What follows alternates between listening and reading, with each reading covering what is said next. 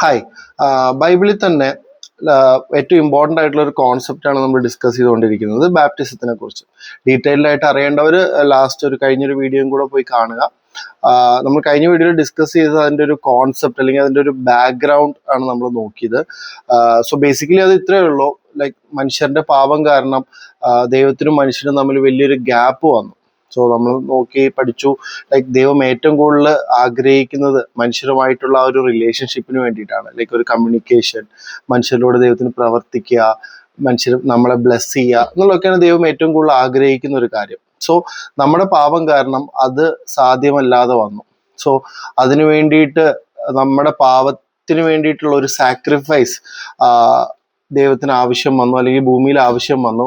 ആ ഒരു റീകണക്ട് ചെയ്യാൻ വേണ്ടിയിട്ട്, മനുഷ്യരും ദൈവം തമ്മിൽ റീകണക്ഷന് വേണ്ടിയിട്ട്, അല്ലെങ്കിൽ ആ ഒരു ഗ്യാപ്പ് ഫില്ല് ചെയ്യാൻ ഒരു ബ്രിഡ്ജ് ആയിട്ടാണ് യേശു ക്രിസ്തു വന്നത്. സോ ഒരു സാക്രിഫൈസ് ആവശ്യം വന്നു. ആൻഡ് അതിനു വേണ്ടിയിട്ട് ലൈക്ക് ഒരു കുഞ്ഞാടായിട്ടാണ് യേശു ക്രിസ്തു ഈ ഭൂമിയിൽ വന്നത്. ആൻഡ് ഭൂമിയിൽ വന്നിട്ട് നമ്മൾ കഴിഞ്ഞ വട്ടം ഡിസ്കസ് ചെയ്ത പോലെ അത് ഈസ്റ്ററിന്റെ ഒരു മെസ്സേജിൽ നമ്മൾ നോക്കിയായിരുന്നു. നമുക്ക് വേണ്ടി, നമ്മുടെ പാവങ്ങൾക്ക് വേണ്ടി യേശു ക്രിസ്തു ഈ ഭൂമിയിൽ ഒരു മനുഷ്യനായി ജീവിച്ച് അവസാനം ആ ഒരു pure blood, holy blood, righteous blood നമുക്ക് വേണ്ടി സാക്രിഫൈസ് ആയിട്ട് തന്നു.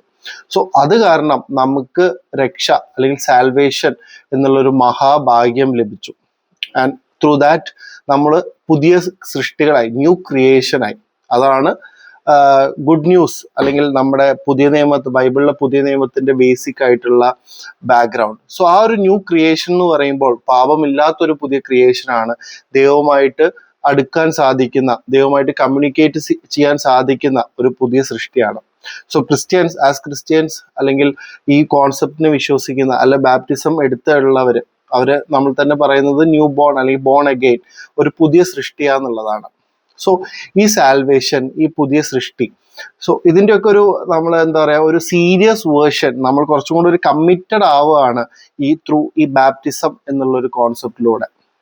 സോ ഈ യേശുക്രിസ്തുവിൻ ചെയ്ത മഹാകാര്യത്തിന്, ഈ രക്ഷയെ അല്ലെങ്കിൽ ദൈവവുമായിട്ടുള്ള ഒരു കമ്മ്യൂണിക്കേഷന് റെഡി ആവുക, അങ്ങനെയുള്ള വ്യക്തികൾ ആ ഒരു കാര്യത്തെ വിശ്വാസത്തോടെ നെഞ്ചിലെടുത്തിട്ട്, നമ്മുടെ മനസ്സിലെടുത്തിട്ട് അതിനെ പ്രാക്ടിക്കലി കുറച്ചും കൂടെ സീരിയസ് ആക്കുന്ന ഒരു കോൺസെപ്റ്റ് ആണ്. ലൈക്ക് ഞാൻ റെഡിയാണ് ഈ ഒരു കമ്മ്യൂണിക്കേഷന് വേണ്ടിയിട്ട്, അല്ലെങ്കിൽ ഞാൻ റെഡിയാണ് ഈ ഒരു റിലേഷൻഷിപ്പിന് വേണ്ടിയിട്ട്, അല്ലെങ്കിൽ പുതിയ സൃഷ്ടിയായിട്ട്, പാവമില്ലാത്തൊരു പുതിയ സൃഷ്ടിയായിട്ട് ജീവിക്കാൻ ഞാൻ റെഡിയാണ് എന്നുള്ളൊരു കമ്മിറ്റ്മെന്റ് എടുക്കുന്ന ഒരു കാര്യമാണ് നമ്മുടെ ഈ ബാപ്റ്റിസം എന്ന് പറയുന്നത്. സോ ഞാൻ ഫസ്റ്റ് വീഡിയോയിൽ ഡിസ്കസ് ചെയ്തു, ബാപ്റ്റിസം എന്ന് പറയുമ്പോൾ ഇത്രയേ ഉള്ളൂ, നമ്മൾ വെള്ളത്തിൽ നിന്ന് പൊങ്ങുന്ന സമയത്ത് ഒരു പുതിയ സൃഷ്ടിയായിട്ട്, പാവമില്ലാതെ, അത് വീണ്ടും പാപം ചെയ്യില്ല എന്നുള്ളതല്ല, ബട്ട് അവിടെയും പാപം ചെയ്യരുത് എന്നുള്ള, അല്ലെങ്കിൽ ദൈവത്തിന് ഇഷ്ടമില്ലാത്തൊന്നും ചെയ്യരുത് എന്നുള്ള ഒരു കമ്മിറ്റ്മെന്റ് നമ്മൾ എടുക്കാൻ റെഡി ആവണം.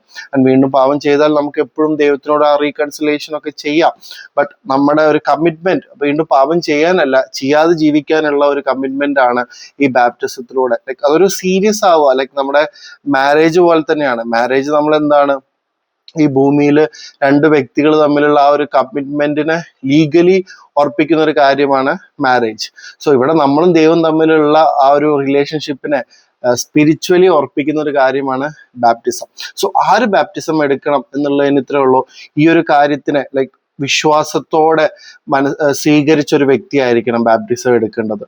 ആൻഡ് മുന്നോട്ടും ആ ഒരു വിശ്വാസത്തിൽ നിലകൊള്ളാം, ലൈക്ക് ആ ഒരു കമ്മിറ്റ്മെന്റിൽ നിലകൊള്ളാം, ആ ഒരു പുതിയ ക്രിയേഷൻ ആയിട്ട് നിലകൊള്ളാം എന്നുള്ളത് ഓക്കെ. ആ ഒരു റെഡിനെസ് അല്ലെങ്കിൽ ഒരു കമ്മിറ്റ്മെന്റ് ഉള്ള ആൾക്കാർ വേണം ബാപ്റ്റിസം എടുക്കാൻ വേണ്ടിയിട്ട്. അടുത്തതായിട്ട് സ്വന്തം പാപത്തിന് ഏറ്റു പറഞ്ഞ ഒരു റീകൺസിലേഷനോടെ വേണം നമ്മൾ ബാപ്റ്റിസം എടുക്കാൻ വേണ്ടിയിട്ട്. ഞാൻ പറഞ്ഞ ആ ഒരു പാപത്തിനെ മാറ്റുക എന്നുള്ളതാണ് മെയിൻ ഒരു കോൺസെപ്റ്റ് ഈ ഒരു ബാപ്റ്റിസം എന്നുള്ളതിൻ്റെ. സോ പാപത്തിന് നമുക്ക് റിപ്പൻറ്റ് ചെയ്തുകൊണ്ട് റീകൺസിലേഷൻ ചെയ്യുന്ന ഒരു കാര്യമായിരിക്കണം.